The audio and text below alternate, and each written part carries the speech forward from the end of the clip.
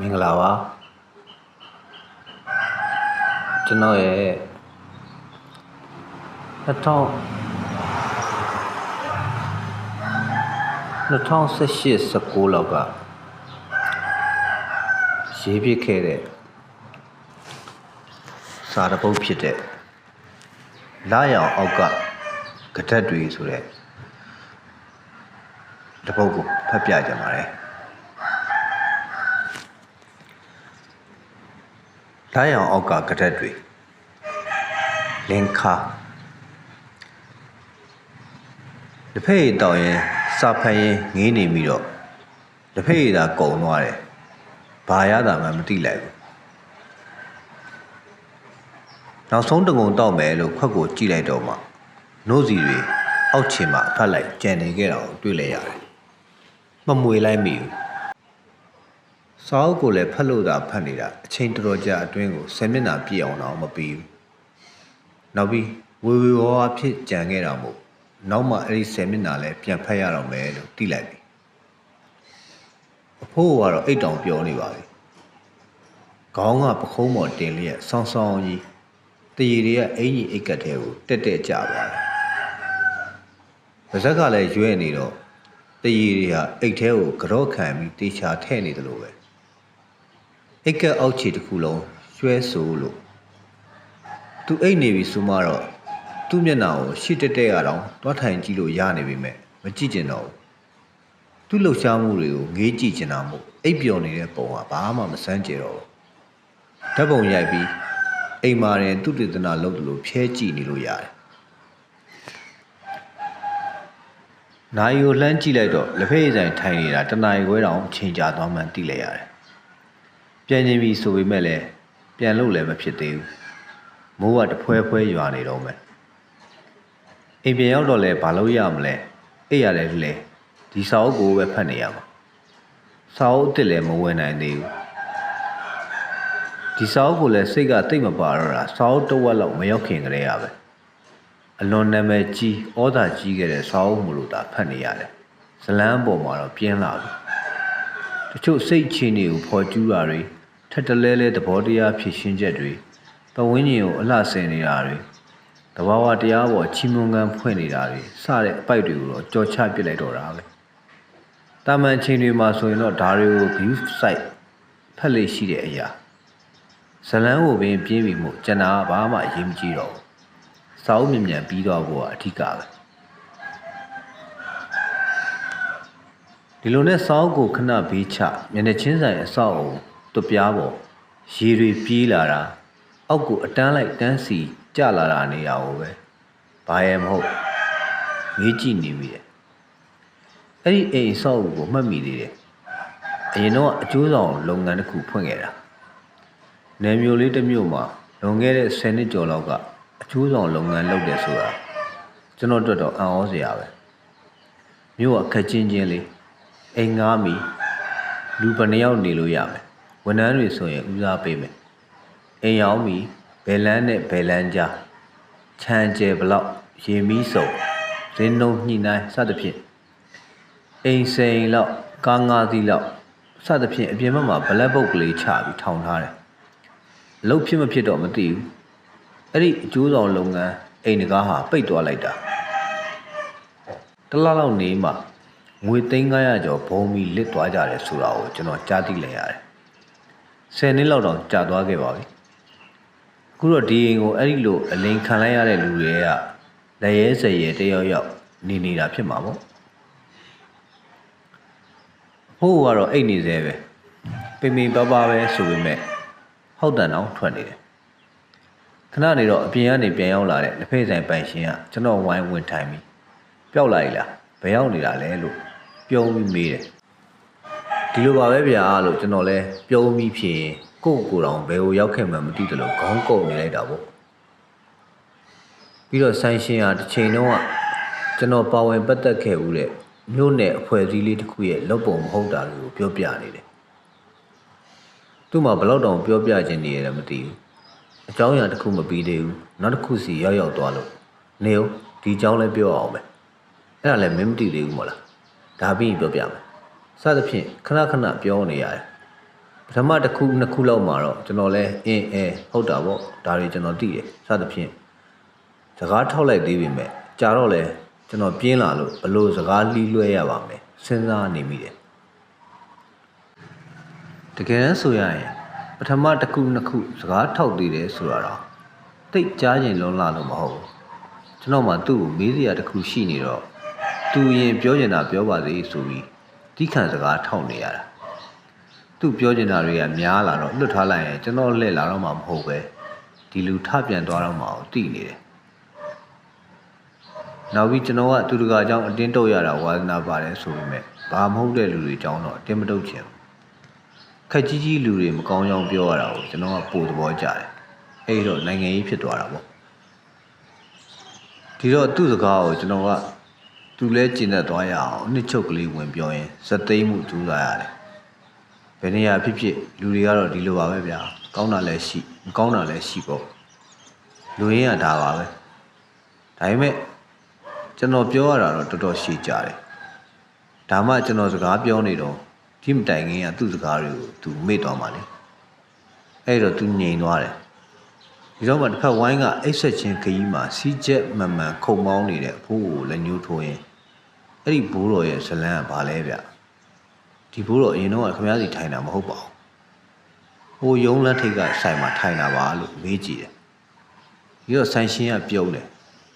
ပြီးတော့မင်းတို့လိုစာရေးတဲ့လူတွေကတော့လူတွေကိုအမြဲတတိထားကြည့်နေတာပဲလားကွာလို့ရီရီမောမောငေါ့တူလူနဲ့ပြောတယ်ကျွန်တော်လဲသူပြောတာမှန်တယ်တခိုးလူမိတယ်ဆိုတဲ့အပြုံးမျိုးပြုံးပြလိုက်တယ်တကယ်တမ်းကတော့ကျွန်တော်အနေနဲ့ဘယ်သူ့ကိုမှဂီရုစိုက်တတိထားကြည့်နေတယ်လို့မရှိပါဘူးစာရေးတဲ့လူတွေဖို့မှလည်းနေရာတကာဘာလို့လူတွေကိုလိုက်လံမှတ်သားနေတော့လည်းမရဘူးဒါတွေကိုရှင်းပြနေရင်လည်းအချင်းကုန်တယ်နောက်ပြီးကျွန်တော်ကစာရေးဆရာလည်းမဟုတ်ဘူးဒီတော့ပြုံးပြလိုက်ရုံပဲဟုတ်တယ်အဲ့ဒီဆိုင်ပိုင်ရှင်လေးထွန်းလင်းနဲ့ငယ်ကလေးကအကြောင်းတွေပဲလေကွာအချိုင်ရက်ကွက်လမ်းကြားတဲ့နေတာလေကွာကော်ဖီဆိုင်ဘေးရလေသိရမို့လားအဲ့ဒီအိမ်ကြီးကသူတယောက်တည်းပိုင်ဗျတထေးဒါပေမဲ့ဘာလို့မှမလုပ်တော့အိမ်ကြီးကပိုင်နေတာဖိုးကြီးကနေတိုင်းလေးထွန်းလင်းစီသွားတစ်ဖက်ရတောက်ပြီးတော့ပတ်စံမှာတောင်းနေတာတဲ့လေးထွန်းလင်းကငါ့ကိုပြောပြတာအစကတော့ပေးတာပေါ့ကွာ900မျိုး1000မျိုးပေါ့ကြာတော့လေးထွန်းလင်းမိမကြီးကဘယ်ကြည်တော့မလဲဒါနဲ့နောက်ဘယ်တော့မှမလာတော့နဲ့တငယ်ချင်းဟာဆိုပြီးမောင်းလွတ်လိုက်တာတဲ့အခုတော့ငါဆိုင်ပေါ့ကွာအမေအစောပိုင်းကငါစီပတ်စံတောင်းနေတယ်လက်ဖက်ရည်တောက်ရှင်တောက်ပါပတ်စံတော့မရဘူးဗျာလို့ပြောလိုက်မှငြိမ်သွားတာတဲ့ကြဲကြဲလောင်လောင်ကြီးအကြာကြီးပြောနေပါလေရောကျွန်တော်ကဟဲ့လူအဖိုးကြီးကြားသွားပါဦးမယ်ဗျသူ့အကြောင်းပြောနေတာသူကြားလို့တော့မကောင်းဘူးလေဗျာလို့တတိပေးတော့အဲ့ဒီဘိုးတော့နောက်တနိုင်လောက်နေမှနှိုးမှာဘူးနေနဲ့နေ့တိုင်းငါဆိုင်မှာဒီလိုပုံမှန်ထိုင်လာတာ8လလောက်ရှိနေပြီတစ်လလောက်တော့ပတ်စံရှင်းနေတယ်နောက်မရှင်းတော့ငါလည်းလက်ဖက်ရည်တစ်ခွက်နေတော့ဘာမှမဖြစ်ပါဘူးဆိုပြီးလွတ်ထားတာပဲလူကြတဲ့နေ့တွေတော့နှိုးပြီးပြန်ခိုင်းရတာပေါ့ကွာသမင်းတော့ဘလို့စားနေတယ်မသိပါဘူးတဲ့လူနည်းနည်းရှုပ်လာတော့ဆိုင်ရှင်လဲထသွားတယ်ကျွန်တော်လဲအိတ်နေတဲ့အဖိုးကိုငေးကြည့်ပြီးစဉ်းစားကန်ထုတ်နေမိခဏပါပဲပြင်းလာတော့မြန်ဖက်ပြီးကျင်လာပြီဖြစ်တဲ့စာအုပ်ကြီးကိုပြန်ဖွင့်လိုက်တယ်စာမျက်နှာ180လောက်ကျန်နေသေးတယ်ဖတ်ပြီးပြီမဲ့ဝိုးတော်နိုင်လိုက်တဲ့10မျက်နှာနီးလောက်ကိုပြန်လန်ဇံဝင်စားဖို့လုပ်ရင်စလုံးတွေကိုလိုက်ကြည့်နေမိတယ်တကယ်တော့ဒီစာအုပ်ကိုကျွန်တော်အနေနဲ့လွန်ခဲ့တဲ့10နှစ်ကျော်လောက်ကလေးကဖတ်ပြီးခဲ့ရမှာအဲ့ဒီတုန်းကဆိုရင်တော့ကျွန်တော်ကစိတ်အားထက်သန်စွာဖတ်မိမှာပဲစာအုပ်တွေကတချို့ဝါကြလေးတွေကိုတော့မြင်းနီတာမှတ်သားမိလေဦးမယ်ထင်တယ်အခုကျတော့ဒီစာအုပ်တာမဖတ်ဘူးခဲ့ရင်လည်းငါအနေနဲ့ဒီစာအုပ်ပေါ်မှာလည်းမတရားရအောင်ပဲဒီစာအုပ်ကိုရေးသားခဲ့သူမဟာစာရေးဆရာကြီးကိုလည်းအားနာဖို့ကောင်းတယ်နောက်ပြီးဝယ်ခဲ့ပြီးမှစာအုပ်စင်ပေါ်မဖတ်ဘဲနဲ့ပြစ်ထားတယ်ဆိုတာလဲထုတ်ဝေသူတွေလက်ခမောင်းခတ်မဲ့အလုပ်တက်ပဲမို့ကျွန်တော်ရဲ့တိမှုဗန္ဒာလိုက်တဲ့ထဲဖို့ဖတ်နိုင်မှုကြိုးစားနေရတယ်ဒီလိုစတိတ်ကူးနဲ့အားထက်စိတ်ဝင်စားဖို့လုပ်နေတော့စက်ခနဲ့ပဲအဖိုးကိုလက်နိုးလာတယ်ခေါင်းဟိုဘက်ဒီဘက်လှည့်ပြီးဇက်လေးကျင်ကလှုပ်တယ်ပြီးတော့ တရီတွေကိုလက်ခုံနဲ့တုပ်လိုက်ပြီးလက်ခုံကိုပစိုးနဲ့ထပ်တုပ်လိုက်တယ်ဖိုးကရှင်ပြန်ထမြောက်လာတယ်ပေါ့ဒါပေမဲ့ဒါတွေကိုကျွန်တော်အစာအုပ်ကြီးမျက်နှာအပ်မျက်လုံးကိုတော်တော်များများစောင်းပြီးကြည့်နေတာဖိုးကတော့အေးဆေးပဲရေနည်းတစ်ခွက်ကောက်ငဲ့တယ်အေးဆက်ပြီးမဲတဲနေတဲ့ရေနည်းချမ်းကိုဂုတ်နဲ့မော့ပြီးခွက်ကိုပြန်အချမှာကျွန်တော်ကိုကြည့်လိုက်လို့ကျွန်တော်ခိုးကြည့်နေတာကိုမြင်သွားတယ်ဘာမှတော့မတုံ့ပြန်ဘူးမတက်ထဂျင်းကြီးအစုပ်ကြီးကိုခါကနေဆွဲချပြီးပစိုးပြင်ဝက်တယ်ပစိုးအကွက်ကြီးကလည်းကျဲလိုက်တာဆိုတာသူ့ပစိုးအကွက်တဲ့သူပြန်ပြုတ်ကျသွားမှာတော့သူ့အနေနဲ့စိုးရင်ရလောက်တယ်ပြီးတော့ခါလေးကျင်ကန်ဆက်လုပ်တယ်ခါထောက်ပြီးဟိုဘက်လက်ဒီဘက်လက်ပေါ့ကျွန်တော်ကတော့အဖိုးကိုတော့အိမ်ပြန်တော့မယ်မှတ်နေတာကျွန်တော်ဝမ်းကိုဝင်ထိုင်ပါလေရောဟာခက်ပြီပေါ့အနေငယ်အံ့ဩသွားပြီမဲ့ကျွန်တော်လဲဘယ်နဲ့မှမနေတဲ့သဘောနဲ့မျက်လုံးတစ်ချက်ပင့်ကြည့်ပြီးစာအုပ်ပဲပြန်ဖတ်နေလိုက်တယ်အဖိုးကတော့တခုခုခိုးတော့မှတခုတယောက်ပဝင်းကြီးကိုအကဲခတ်နေတယ်လို့ဟိုဝိုင်းဒီဝိုင်းရှောက်ကြည့်နေရင်မင်းကအကြောင်းဘာတွေမေးနေတာလဲတဲ့ကျွန်တော်ပူတော်တဲ့အတန်နဲ့မေးပါလေရောဒီဘိုးတော်အိတ်နေတာမဟုတ်ဘူးလားပေါ့စဉ်းစားကြရပဲကျွန်တော်လဲစာအုပ်ကိုပိတ်စပွဲပေါ်ဆွေကနေချလိုက်တယ်ဆွေကနေဆိုတာကျွန်တော်ဟာပေါ့ပေါ့ပါပါစိတ်လက်ချမ်းသာဖြစ်နေတော့မယ်ဒီဖိုးကိုလာထိုင်လို့ဘယ်နဲ့မှမနေဘူးဆိုတာကိုအမူအရာနဲ့ဖော်ပြလိုက်တာပါဖိုးကတော့တိမတိမပြောတတ်ဘူးကျွန်တော်ကိုလူမိုက်များပြဿနာလုပ်တော့မယ်အတိုင်းစိုက်ကြည့်နေလေရဲ့ဒီလိုပါပဲဦးလေးကဘာမှမဟုတ်ပါဘူးလက်ဖက်တိုင်းနဲ့အိတ်နေတာမြင်လို့မေးတာပဲဘာဖြစ်လို့လဲဆိုတော့မင်းတမောင်သားလားတဲ့မဟုတ်ဘူးပေါ့လှအောင်ကိုတီလားတဲ့ဟင်းမသိဘူးဒါဆိုကြော်တင်လှုပ်လိုက်တာဘယ်ကကြော်တင်တော့မြကျွန်တော်လည်းပြန်ဖြေတယ်ဒါဆိုမင်းလက်ပံလာတာမဟုတ်ဘူးပေါ့လက်ပံလာဆိုတာရွာနာမည်လားလို့ကြောင်စီစီဖြစ်နေနေပဲကျွန်တော်ပြန်မေးတယ်မေဟိုနေရတရဆက်ပဲ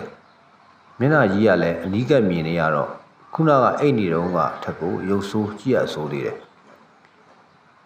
ဆရာကြီးရွှေဦးတော်တို့ဆရာတော်ရဆွေတို့ဘဝမှတ်တမ်းတွေထဲမှာပါတတ်တဲ့တရုတ်ဘိန်းစားတွေကိုတော့တတိရမိတယ်ဖွေးစွတ်နေတဲ့သပင်တွေကဥကောင်းအရင်မှာတော့မဲတဲ့နေရာကလေးတွေရှိနေသေးတယ်ရုံးစရာကြီး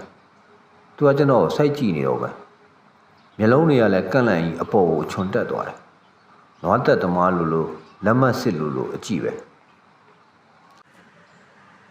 အဲ့လိုကြည့်နေတာကျွန်တော်ကဘာထင်ရမယ်မှန်းတော့စဉ်းစားတတ်တော့မိနစ်ဝက်လောက်နေမှဟာနဲ့ရီးနေပါလေရောရီးနေတီးတောင်တီးတယ်တီးသွားလို့ကျွန်တော်ငှဲ့ထားတဲ့ရေနွေးခွက်ကိုတော့ယူတောင်းရင်ဆက်ရီးနေသေးတယ်ကျွန်တော်လည်းနားမလဲ